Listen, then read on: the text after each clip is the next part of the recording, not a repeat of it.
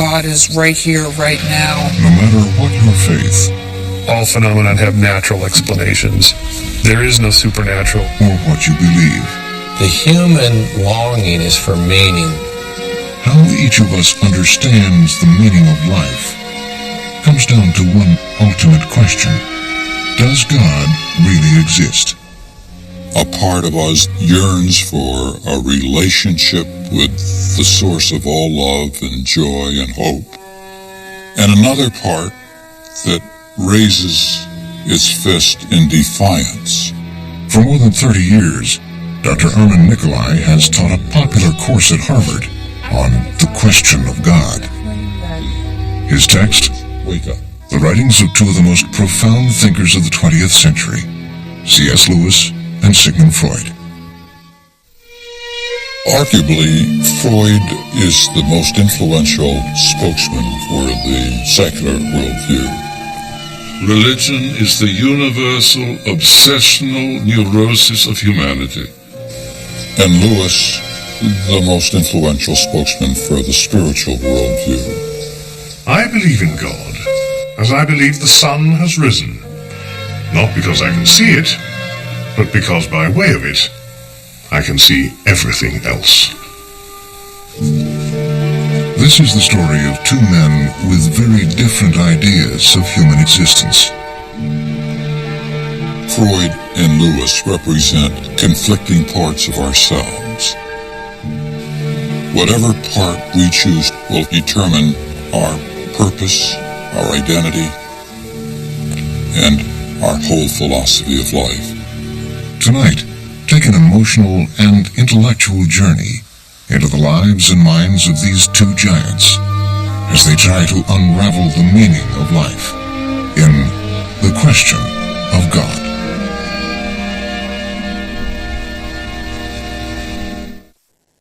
Funding for this program was provided by Lawrence Rockefeller, the John Templeton Foundation, the Arthur Vining Davis Foundation, the Paul Montrone Foundation, Tom and Gert Phillips, the ServiceMaster Company. Funding is also provided by these funders: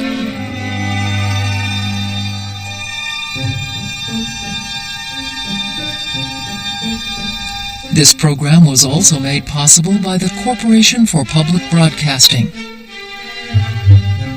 and by contributions to your PBS station by viewers like you. Thank you.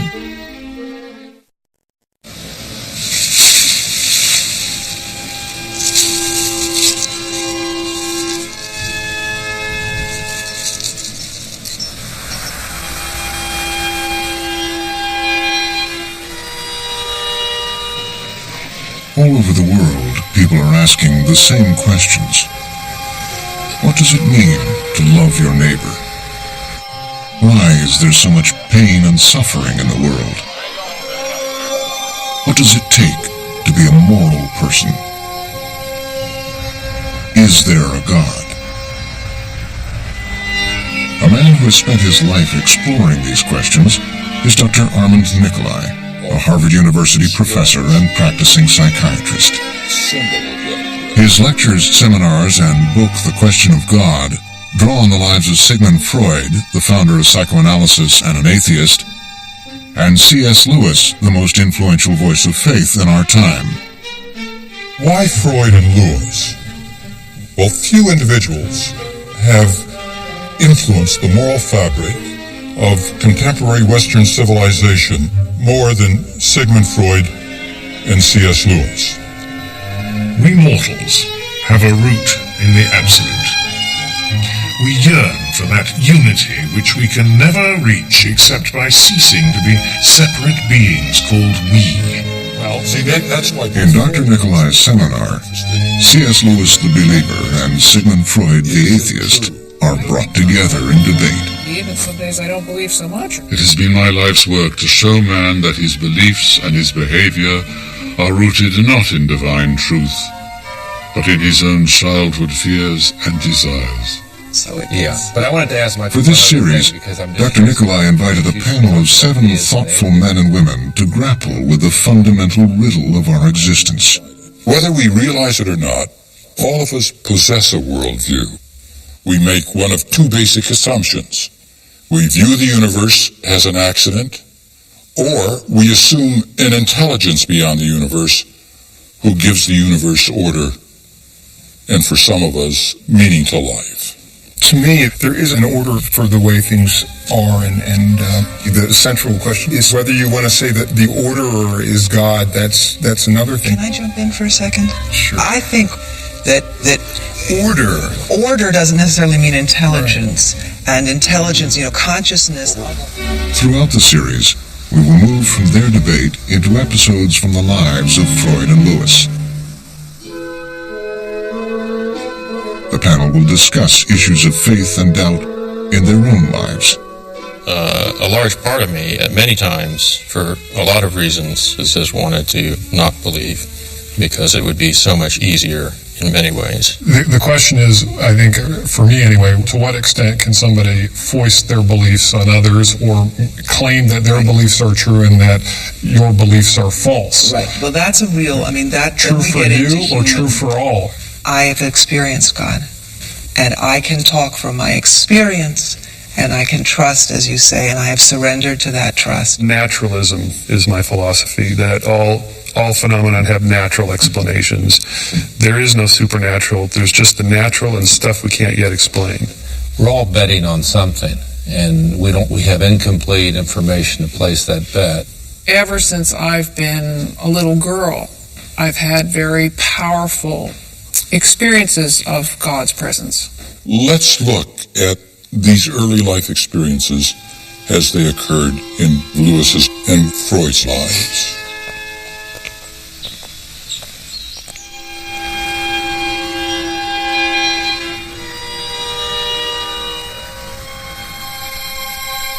The man who would become an atheist was raised in a world steeped in religious belief. His home was a small town where, like so many towns in the 19th century in Eastern Europe, a community of Jews lived among a majority of Catholics.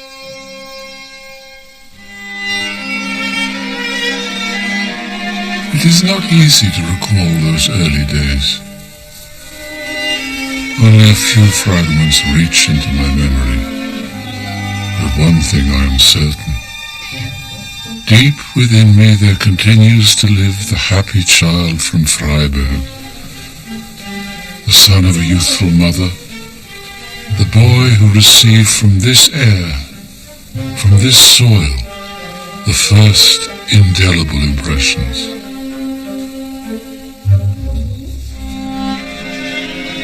The Freuds were a traditional Jewish family who lived in Freiburg, a distant outpost of the Austrian Empire.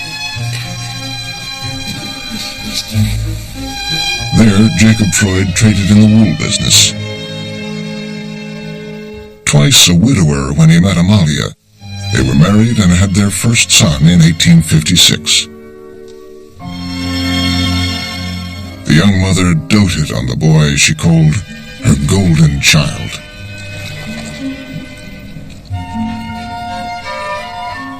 I have found that people who know they are favored by their mother give evidence in their lives of an unshakable optimism, which often seems like heroic attributes and brings actual success to their possessors. For Sigmund, as for everyone at that time, religion, education, and family were woven together. I was still a young boy when my father started to teach me to read, using the Bible to instruct me in both German and a Hebrew of our ancestors. Freud had a very close relationship with his father. He was home instructed, probably till almost the age of 9. And as he wrote later, Freud became very immersed in the Bible and in studies of the Bible. He identified with significant figures in the Bible. I'll just mention 2 that were very important.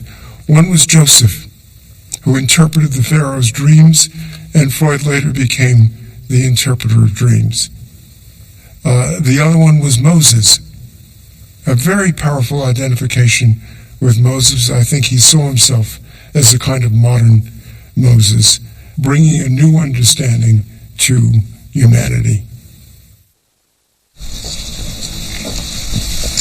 The young Sigmund felt the strong emotion of faith from his nursemaid, a devout Catholic. My nanny was an elderly but clever woman from the town who told me a great deal about God Almighty and hell. She took me to church. When I got home, I would preach and tell my family what God Almighty does. He lost the nanny abruptly. He was told that she was caught stealing, supposedly from him, a story that to me is not believable. Something else must have happened, but we don't know what. The story he was told is that she was sent to jail for 10 months. He was quite desperate about her disappearance. He turned to his father as someone to help him and be with him, replacing the companionship, affection that the nurse had provided for him. However, catastrophe happened once more.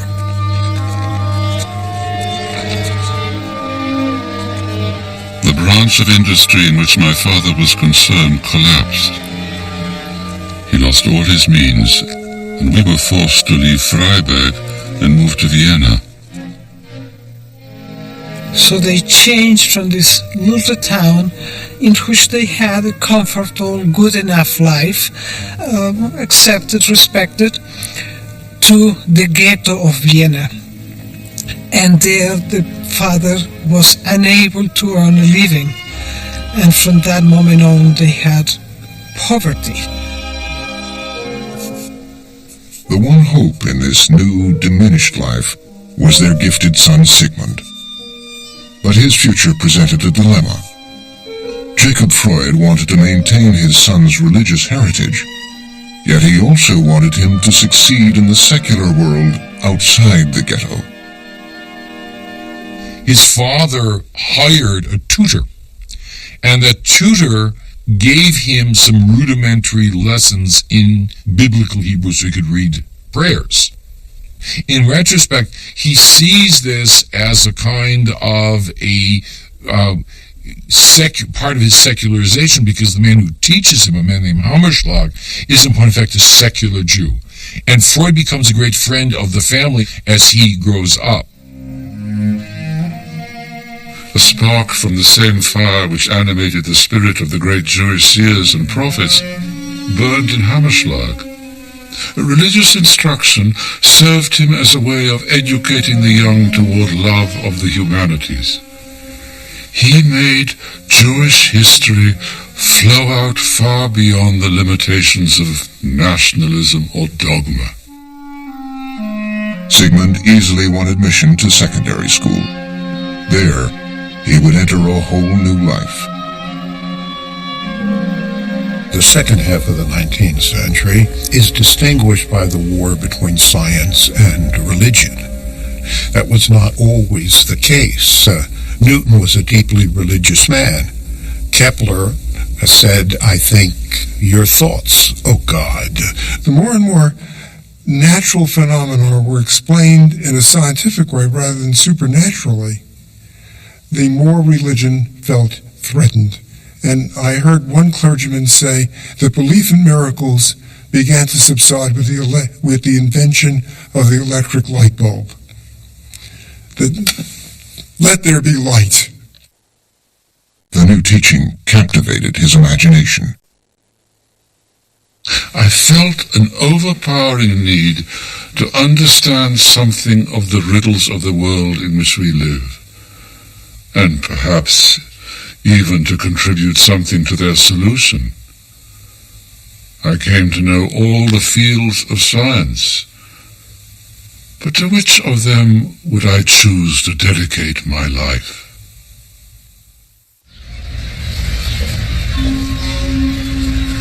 Clive Staples Lewis tells us his own life story with a purpose.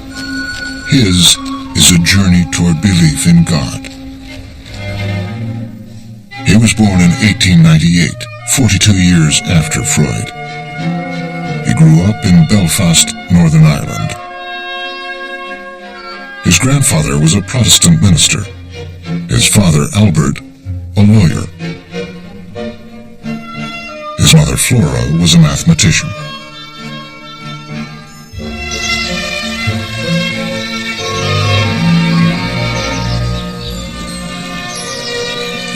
In 1907, they moved into Little Lee, which Albert had built for his wife.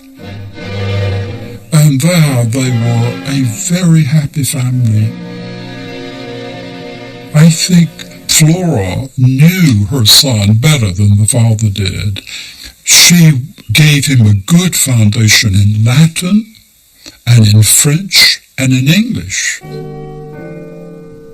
When he was 5, Lewis told his family that he would no longer answer to the name of Clive. They were to call him Jack. I am a product of empty, sunlit rooms, indoor silences, attics explored in solitude. Here my first stories were written and illustrated.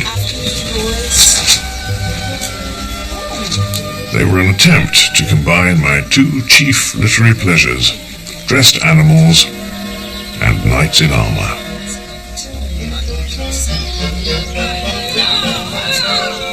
Jack and his older brother Warren spent all their time together. Playmates and companions. Together, they made a magical private world.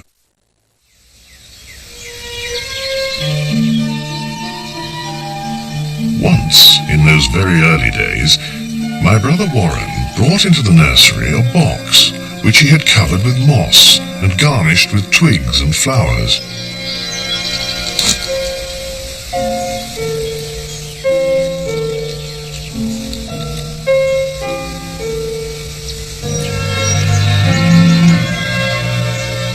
That was the first beauty I ever knew. It made me aware of nature as something cool, dewy, fresh, exuberant. Everything seems like a dream. Anything seems possible. And all sorts of ideas float through your mind. It was something quite different from ordinary life and even from ordinary pleasure. Something, as they would now say, in another dimension. It was a sensation of desire. But before I knew what I desired, the desire was gone. The world turned commonplace again.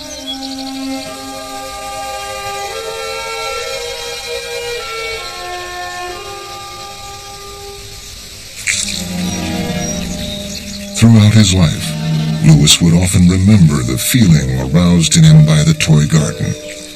He named that feeling joy. There's a pang of desire that this garden brings back, as though he once was someplace which is now beyond his reach. It's lost to him, and he wants desperately to return to that.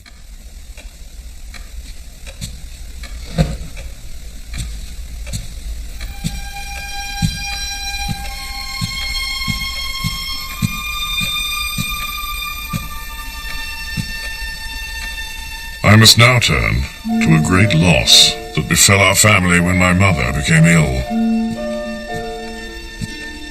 There were voices and comings and goings all over the house. Our whole existence changed into something alien and menacing, as the house became full of strange smells and midnight noises.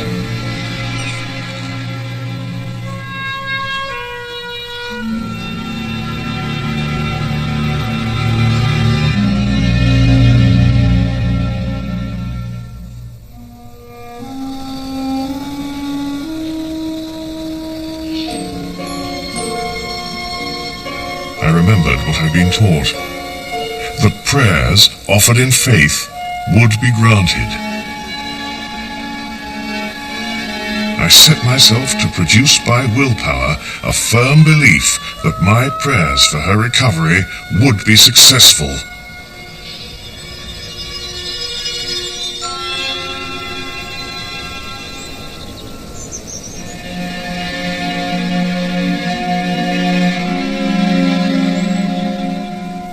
The thing hadn't worked.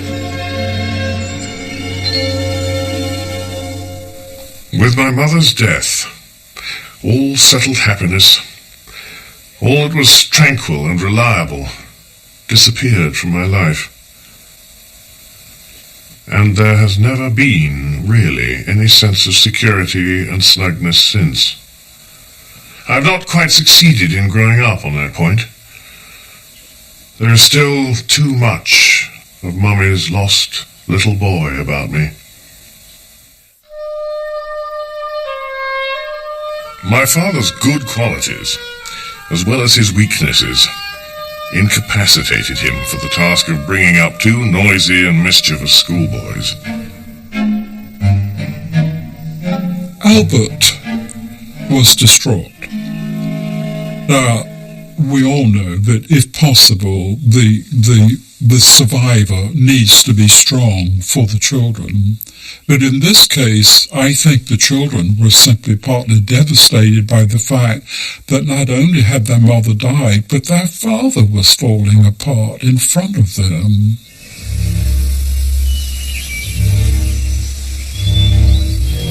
One day, my brother made a tent.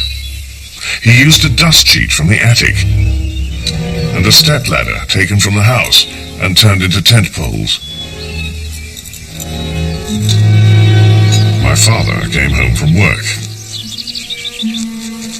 Then the lightning flashed and the thunder roared. He said he would close the house and we should be sent away to America.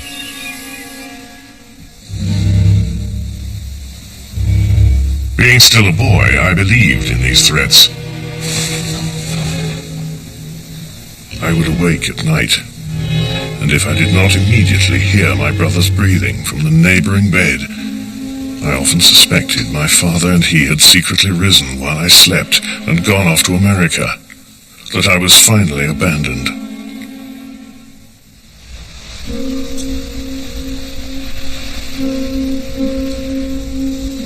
No more of the old security. It was sea and islands now.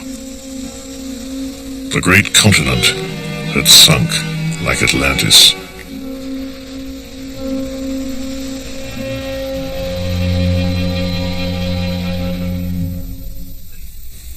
The most heart-wrenching episode in all of Lewis's literature, I think, happens in The Magician's Nephew, when the little boy picks the apple that Aslan sent him for and knows that his mother lies dying at home in England and realizes that this magic apple could cure her.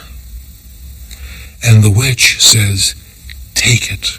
Take just a slice of it. The lion will never know, and it will cure your mother." But the little boy Diggory doesn't do it. He brings it back to Aslan and is so surprised when Aslan gives him a piece and says, "Take it back." Well, the little boy takes the apple back to his dying mother and gives it to her. And we see the middle-aged C.S. Lewis writing in his book of fantasy what he couldn't achieve in life.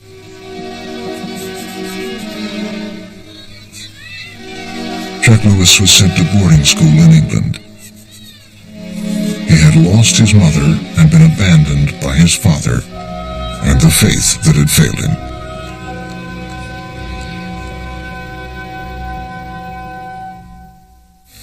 What I would like to ask is, how much was early family influences for you a role in accepting or rejecting a specific worldview? How much did reason play a role in it? Is it possible that we all experience what Lewis calls joy, these periodic, extraordinarily intense feelings of longing for something or someone, and mistake it for something else, for having the perfect career, or winning the Nobel Prize, or having the perfect marriage? Do you think that this is universal? Have you experienced it? I certainly think there's a universal human drive for wholeness, for internal unity and unity with the universe. I think it's a religious instinct, if we can call it that way, not an organized religious instinct. Well, how much did that play a role in your own worldview? I think I was encouraged as a child to take stock of all the experiences I was having, not just intellectual ones. So I think I was sort of raised to understand that I could make decisions based on things that were not intellectual. So that started the worldview. But as I have grown up, it's deepened my sense that we all have an organic drive towards the other, capital O. I mean, we're born into it. We're born as relational creatures. The first things we do is we look at our mom's faces. We won't survive if we're not in relationship. And I think that's part of how we manifest this religious instinct, this instinct for the other, that we are not sufficient unto ourselves as creatures and as beings. Are you saying that everyone has this instinctive drive for a relationship with the Creator? I think so. I would put it, yeah. Yes, I would. Has anyone else experienced anything in their lives that might be categorized by this description that Lewis gives? Ever since I've been a little girl, I've had very powerful experiences of God's presence. And on the other hand, when I went to college, by Thanksgiving of my freshman year at the University of Pennsylvania, I came home and told my parents I was an atheist because I had just encountered the scientific worldview, and I said, whoopee, that's great. I don't have to believe all that stuff. And then at a certain point, I began to do Buddhist meditation because Buddhism is a non-theistic religion. And ironically, by sitting, trying to keep an empty mind on my cushion, I found myself back in contact with God. And had I not done this practice from another faith, I wouldn't have had this experience that I could trust as an authentic experience, because it wasn't some priest or minister telling me what to believe. It was just me on my cushion, alone in a room. I decided to recognize that what I was experiencing was not an empty mind, but the divine presence. The greatest moments that I've experienced spirituality has been seeing people who make that life commitment to sort of break the momentum of living in a capitalist society, who say, okay, I'm going to try to create order in this society. I'm going to use my life to try to create peace. That's the transformative moment for me. It's not in churches for me. It's not. It's an active engagement in the world. I agree with you. I mean, in the practice of medicine, one-on-one with a patient in a relationship that is so utterly unique, it's so rare that one has that degree of concentration in dialogue with another human being. And I find in even the small sort of illnesses all the way to the end of life situations, they're all very spiritual experiences. I agree that giving yourself to others is uplifting and actually may make you happier than if you live only for yourself. And I believe that people experience connectedness to the world and to others and have these transcendent emotions. But does that say anything about the existence of the supernatural, or is that just a phenomenon that we as human beings experience. See, I think, Jeremy, it's that notion that we really have the spark of the divine. Every person you meet, whatever culture, background, when you take the time to listen to the stories, you see where God has, the hound of heaven, has really been after that person or has touched that person. And they've never had a chance to share it because they would not even call themselves religious. And but this hound of heaven, the small voice, the spark, these are words trying to describe something. Well, that's part of the journey, trying to put inadequate wording to something that's so majestic and so unbelievable. It's just hard to know how to. Here's a problem. I'll tell you what troubles me about this conversation about it, because I feel like I'm getting lost in it, is, number one, to the extent that people do have these religious or spiritual experiences, whether you call it an oceanic feeling or transcendent experience or some sense of connectedness, it's not clear, even if you label it spiritual, where that gets you. For me, the scientific worldview generates that kind of feeling of transcendence. An early experience, I suppose, would be Carl Sagan's Cosmos. I think Carl, more than anybody else, gave the feeling of the pure emotional awe and wonder and joy at the miracle of life, and the cosmos is so big and vast and grains of sand, and we're just one. And it certainly generates in me a feeling of spirituality. I feel like a spiritual person without a belief in God. Were you agnostic before, or did you have a spiritual worldview and change from that to what you call a scientific? By a scientific worldview, I take it that you mean a secular worldview? I mean, a naturalism is my philosophy, that all phenomena have natural explanations. There is no supernatural. There's just the natural and stuff we can't yet explain. That's basically my position. Socially, when I moved from theism to atheism, and science as a worldview, I guess, to be honest, I just liked the people in science and the scientists and their books and just the lifestyle and the way of living. I liked that better than the religious books, the religious people I was hanging out with. Just socially, it just felt more comfortable for me. Real clear, one day here, one day here. A couple years. So it was a relationship-driven decision? Not solely. But the intellectual stuff and all that's part of it. But if you're going to be honest, it's not just reasoning your way to a position. Well, how do you make sense of the other? No. In reality, I think most of us arrive at most of our beliefs for non-rational reasons, and then we justify them with these reasons after the fact. Well, as a psychiatrist, I think that we are primarily beings of feeling more than of thought, and I think that most of our decisions are made on the basis of what we feel instinctively. And so I wonder, in all of us, how much of it we are influenced by people that we meet, whom we admire and want to be like.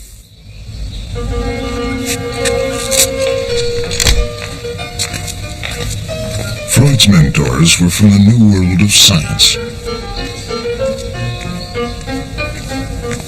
In the early 1870s, scientists were trespassing on the traditional domain of religion. This rebellion against the established order appealed to the young, ambitious Sigmund Freud. Freud enters into the university at a point where materialism, the notion that our bodies are collections of chemicals and chemical processes, has been victorious. The body now becomes something mechanical that can be understood through science, through lab science. I mean, this is a world in which realities of the body are at the center, not the metaphysics of the spirit. The theories of Darwin, which were then of topical interest, strongly attracted me, because they held out hopes of an extraordinary advance in our understanding of the world. He's a very smart guy, and he's reading the hot philosophers of the late 19th century. He reads Feuerbach, he reads or at least learns about Nietzsche. They argue that human beings have to be understood as biological entities in the world. Freud's passion was science. But the material world didn't replace his old love of the humanities. Along with biology and mathematics, he also chose a class on religious belief given by the philosopher Franz Brentano, a former Catholic priest. Brentano demonstrates the existence of God with as little bias and as much precision as another might argue the advantage of the wave over the emission theory. Franz Brentano is one of the cult figures at the university when Freud is studying. He's a guy who has this kind of charisma that we associate with the great teacher. Brentano's philosophy is, in point of fact, a kind of a throwback philosophy. It's a philosophy that is, to be simplistic about it, romantic in its attempt to tie up every aspect of the universe. I hope that in the end you will all be more persuaded that a casual study of philosophy leads us away from God, but to delve more deeply into it is to be led back to Him again. I have not escaped from his influence. I am not capable of refuting the simple theistic argument that constitutes the crown of his deliberations. Indeed, I am making a thorough study of his philosophy. Meanwhile, I reserve judgment as to the question of theism and materialism.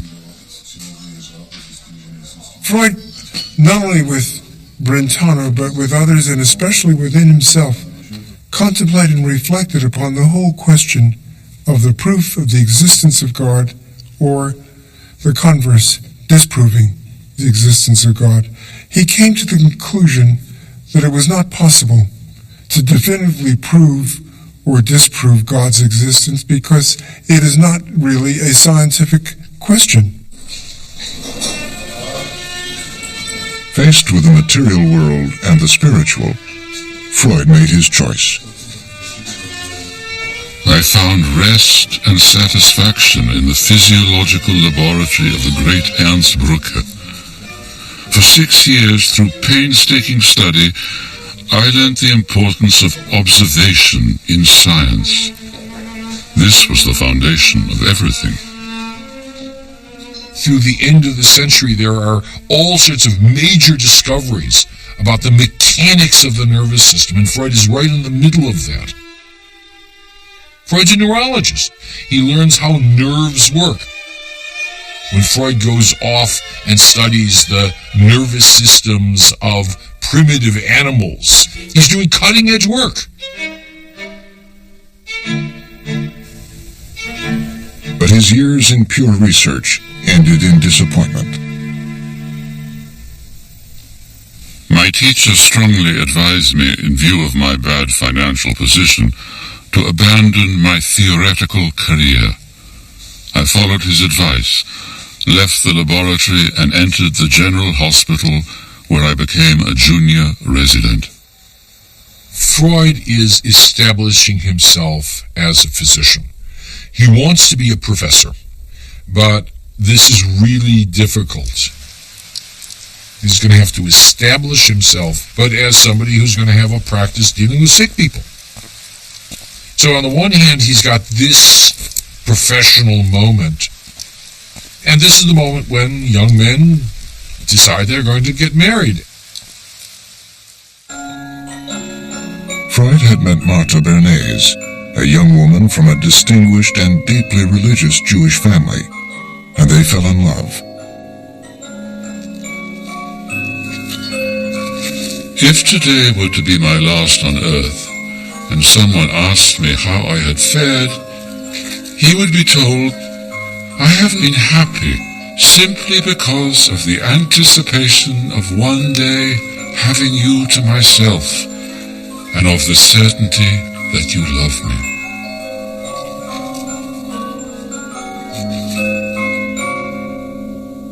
Freud worked hard to save money while he courted Martha. They waited for 4 years. But when they finally married, Freud would not allow Martha to practice her faith in their household.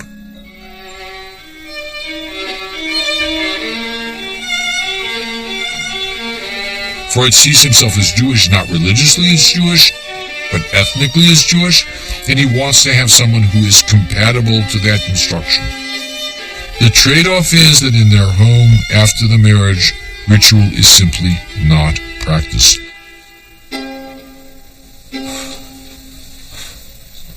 Freud's rejection of religious belief was not just a rejection of Judaism. It was a rejection of what he considered to be a belief in the supernatural, in magic and mysticism, which he regarded as something quite apart from being realistic. Science asserts that there are no sources of knowledge of the universe other than carefully scrutinized observations, in other words, what we call research. And alongside it, no knowledge derived from revelation, intuition, or inspiration. The scientific method, Freud writes, is our only source of knowledge. The Ten Commandments, according to Freud, come from human experience, not from revelation. Would contemporary science agree with this? Is the scientific method incompatible with the concept of revelation? I mean, there's all sorts of philosophical schools, but one of the ones that seems to certainly make the most sense in a sort of common sense way is that, there is a truth with a capital T. That, certainly that's true in the way we do science. We operate with the assumption that things work together in a coherent, unified way.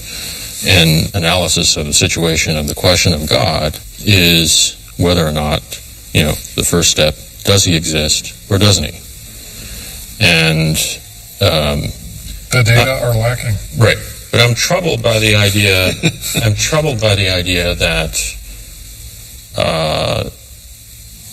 one can be willing to believe in something if it's not true. But just because it's not scientific doesn't mean it's not true. If reality is sitting in the middle of the table and we all are looking through a different window and a wall around the table, to me, science is just one of those windows looking there, and I can go over there and see a window, the art window, I can see the religion window, I can see the music window of reality. It's just, I don't understand why science in our age, by some people, is regarded as sort of the be-all and end-all of reality. Well, I'm one of those. I know, and the reason is because there's an actual method to find out whether it's real or not. At least approach according to materially. What is real? It's the only common objective standard. I mean, I can't quarrel with you if you say that you experience love or religion. That's your experience. The question is, I think, for me anyway, in terms of organized religion, to what extent can somebody claim that their beliefs are true and that your beliefs are false? Right. Well, that's a real, true for you or true for all. And if you want to say true for all, there has to be a common standard for evaluating those claims. Take a hypothesis or a theory, apply it to the facts. If the data doesn't fit the theory, you either have to discount the data and somehow explain it away, or you've got to modify your theory. And that's how science works. But I think this is the problem. We keep making this be the criteria for understanding. If we can understand it, it's one thing. If we can't, it's another. And we keep making these enemies of each other. But there's no other way to understand. Yes, there is. No, there are because tons of other ways to understand. It's not rational. But rational understanding is only one way of understanding. And we have become such slaves in the West, and certainly in this country, to intellectual cognition is only one way of understanding. No, when you hold a child, you are understanding things about that creature that you're not using your cognition for. I think statistic that people have come up with, and from various points of view, is that we're 1/4 conscious and 3/4 unconscious at all times, and that both are functioning together in tandem with self-knowledge, without self-knowledge. Isn't unconscious just another part of the brain that's operating? It's not some mystical force. We're not just brains. No, it's not a mystical force, but it's unconscious. We can't know it in the same way. But we know it in a different way, a different naturalistic way. It's all natural. That's the answer. I think the tricky part of this discussion and the sort of the pink elephant in the middle of the table that we're not talking about is really going to come down to experience. Yes. And it's a very difficult thing to talk about with people who don't accept religious experience as being a real thing. And that's the problem I think some people have with religion. If someone says, I've had a religious experience and I believe that Jesus Christ is the Son of God and rose from the dead, I can't quarrel with whether or not someone actually believes that. Perhaps they do. The question is whether I should believe it as well, and whether or not the coercive power of the church or the state should be brought to bear to get me to believe that same thing, or whether my life would be better for it. When he went to boarding school, C.S. Lewis reacted against what he felt was a disappointing and dull religious faith. The fussy, time-wasting botheration of it all. Hymns were extremely disagreeable to me. Of all musical instruments, I liked the organ least. Christianity was mainly associated, for me, with ugly architecture, ugly music, and bad poetry. School life was almost wholly dominated by the social struggle. To get on, to arrive. The rivalry was fierce. The prizes glittering. The hell of failure severe. I came to hate school. I never ceased by letter or by word of mouth to beg my father that I might be taken away. At last, when Jack turned 16, Albert, his father, agreed to take him out of school to study with a private tutor. His name was William Kirkpatrick, called the Great Knock by his students. If ever a man came close to being a purely logical entity, that man was the Great Knock. He had been a Presbyterian and was now an atheist. I suppose familiar with Gowland. Great Knock had been Albert Lewis's tutor, had been Warren Lewis's tutor, was a very severe logician. Lewis records his first meeting with the Great Knock and an attempt to make small talk. So he said something like, it's a nice day. And the Great Knock said, what do you mean by nice? And on what grounds do you attribute those qualities to this day? And Lewis realized that this is not a man to make small talk with. He was the very man who taught me to think. A hard, satirical atheist. A man as honest as daylight. His attitude to Christianity was, for me, the beginning of adult thinking. The impression I got was that religion in general, though utterly false, was a natural growth, a kind of endemic nonsense into which humanity tended to blunder.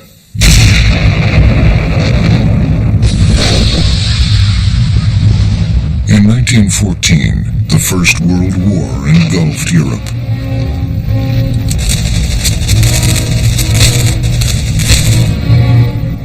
Three years later, at the age of 17, Lewis won a coveted scholarship to Oxford University. But before his freshman year was over, he decided to enlist in the British Army.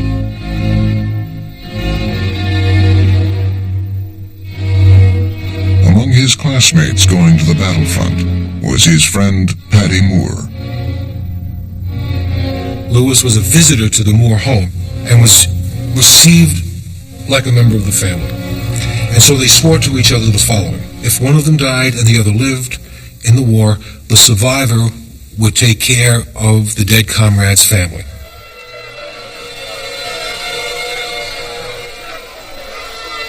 The war was was a kind of crusade to the youth of Europe. They were convinced that the enemy were demons.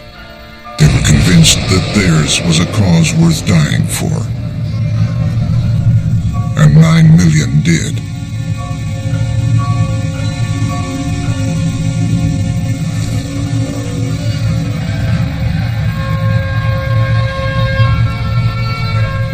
I have gone to sleep marching, and woken again and found myself still marching. The frights, the cold, the smell of high explosive, the landscape of sheer earth without a blade of grass, the horribly smashed men still moving like half-crushed beetles.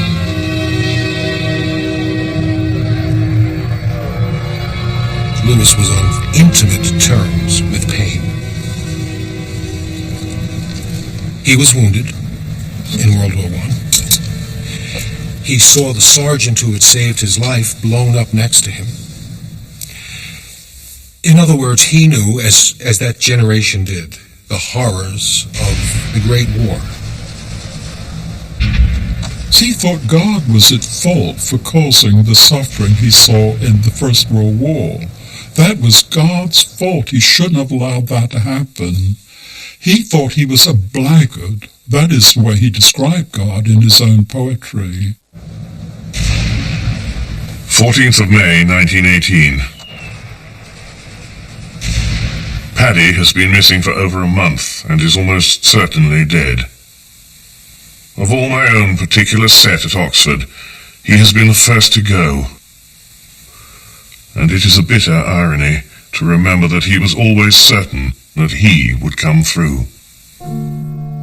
After the war, Lewis returned to Oxford. Good to his word, he set up house with his dead comrade's mother and sister, Janie and Maureen Moore. She was mother surrogate, she was a companion, and of course she was a comfort to him as well. I mean, there was this household, it was home for Lewis. Home, this idea of home. This matters very much. The early loss of my mother, great unhappiness at school, and the shadow of the last war, and presently the experience of it, had given me a very pessimistic view of existence. My atheism was based on it. Life experience turned Lewis away from faith in God, but Freud believed that his atheism was the result of an intellectual process.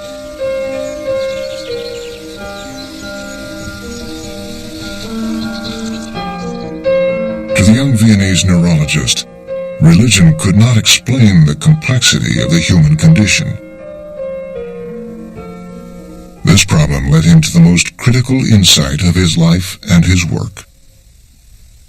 Freud gets a fellowship to go to Paris, and he's going to go to Paris to work on neurological diseases of children with the man who is the world's greatest expert, a man named Jean-Martin Charcot.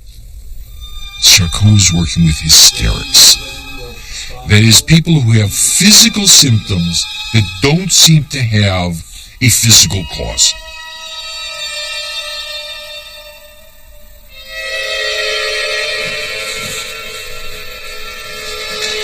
What Charcot demonstrated to Freud was that he could induce symptoms through hypnosis that mimicked and mimed the same symptoms that hysterics showed without hypnosis. So he could induce paralysis, convulsions, blindness, and it made Freud realize there were mental processes that go on very significantly outside of conscious awareness. He puzzled about hypnosis. How is it that I can affect a human being's mind without his consciousness? What goes on here? That there is a powerful influence without the knowledge and the cognition of the patient. Freud returned to Vienna convinced that neurotics could be treated with hypnosis.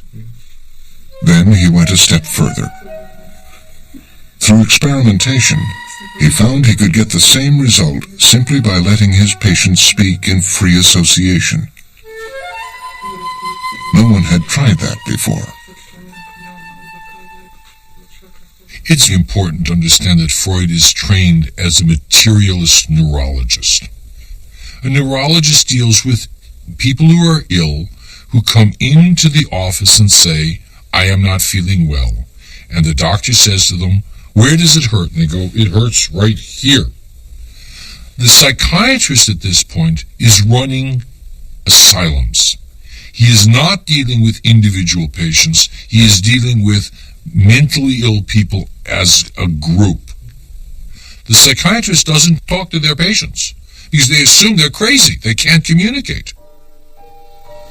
By listening carefully to patients, Freud uncovered forbidden, often sexual feelings that the patient had repressed, which then made them sick. This discovery was so threatening to Freud's professional colleagues that they completely rejected him. Word was given out to abandon me, for a void is forming all around me. This year, for the first time, my consulting room is empty. For weeks on end, I see no new faces, cannot begin any new treatments. Deeply in debt, Freud struggled to support his family and his aging parents, who had never recovered from the failure of his father's business. But on Freud's 35th birthday, his father gave him the cherished family Bible.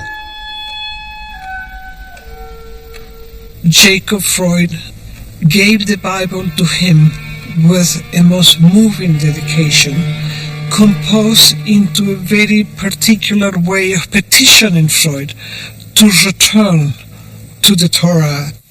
My dear son, in the 7th year of your life, the Spirit of the Lord began to move you and said to you, go read in my book that I have written, and there will be open to you the sources of wisdom, of knowledge and understanding. You have looked upon the face of the Almighty, have heard and striven to climb upwards, and you flew upon the wings of the Holy Spirit.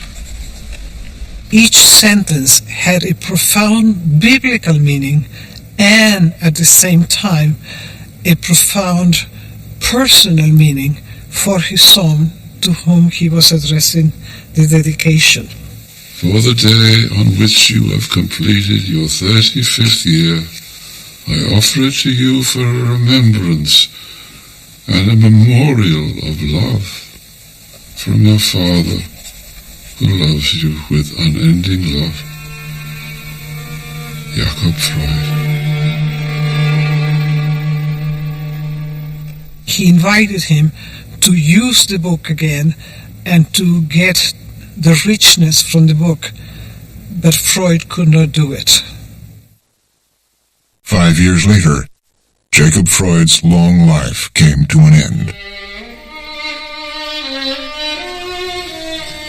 The old man's death affected me deeply. I valued him highly, and he meant a great deal in my life. By the time he died, his life had long been over, but at death, the whole past stirs within one. The death of his father was a nodal point in further launching Freud toward an introspective examination of his own internal feelings. It left him somewhat depressed, somewhat anxious, but also in a very analytic frame of mind. In my inner self, the whole past had been reawakened by this event. I now feel quite uprooted. There is still very little happening to me externally, but internally something very interesting.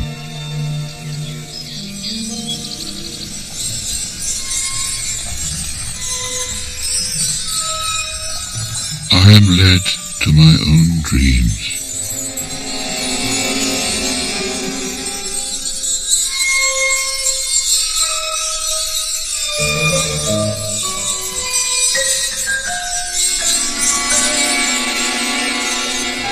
As I fall asleep, involuntary ideas emerge, fermenting and simmering in me. Masses of bristling riddles lie round about. They lead me through all the events of my childhood.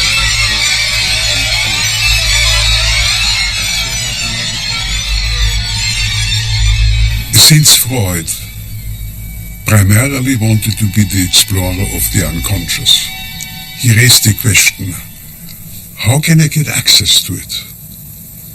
What are opening windows to take a look into the unconscious mechanisms? And then he said, dreams. Dreams, while I'm not conscious. My brain produces a variety of images, pictures, and stories beyond my consciousness. So it must be within the unconscious. So the dream gives me access to the function of the unconscious. The founder of psychoanalysis turned his new technique on himself. For 4 years, he carefully analyzed his own dreams, with startling results. My libido toward my mother was awakened on the occasion of a journey during which we must have spent the night together, and there must have been the opportunity of seeing her nude.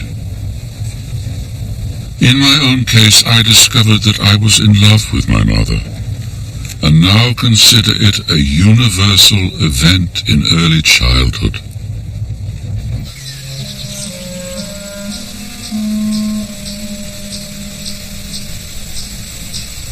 Through his dream work, he recalled a scene with his father that revealed his childhood admiration and disappointment in this powerful figure. My father began to take me with him on his walks and revealed to me his views on the world. One time he related to me a story that left a profound impression on my life, though not the one that he had hoped. He said he wanted to tell me how much better things for the Jews were now than before. Then he told me, when I was a young man, I went for a walk in the streets of your birthplace. I had a new fur cap on my head. A Christian came up to me and knocked off my cap into the mud and shouted, "Jew, get off the pavement." I asked my father what he had done. He said, I went into the roadway and picked up my cap. This struck me as unheroic conduct on the part of the big strong man who was holding the little boy by the hand. The self-analysis revealed to Freud that he harbored ambivalent feelings toward his father. The feelings he had been aware of, respect, even veneration, love, admiration, coexisted with opposite feelings. They coexisted with feelings of disillusionment, disappointment, anger, resentment, and hostility. The hostility went so far as to include unconscious, before analysis Freud was not aware of this, unconscious death wishes. He then began to understand that he also viewed his father as a rival for his mother's love. And that would lead us directly to Freud's analysis of the myth of Oedipus. It is the fate of all of us to direct our first sexual impulse towards our mother and our first murderous wish against our father. Oedipus shows us the fulfillment of our own childhood wishes. In that myth, Oedipus unwittingly, unknowingly, meaning unconsciously in our terms, marries his mother and kills his father. With the Oedipus complex, Freud theorized that people have their own internal mythology, created from their earliest childhood experiences. He thought that religious beliefs were merely projections of our own fears and desires. The child's attitude to the father is colored by a particular ambivalence. The father himself constitutes a danger for the child, perhaps because of its earlier relation to its mother. Therefore, it fears him no less than it longs for him and admires him. The indications of this ambivalence in the attitude toward the father are deeply imprinted in every religion. What Freud saw was that our Father who art in heaven and our Mother who art in heaven were the idealized parents of childhood. So the Heavenly Father, the Divine Mother, for Freud became the king and queen of fairy tales. God was the exalted Father.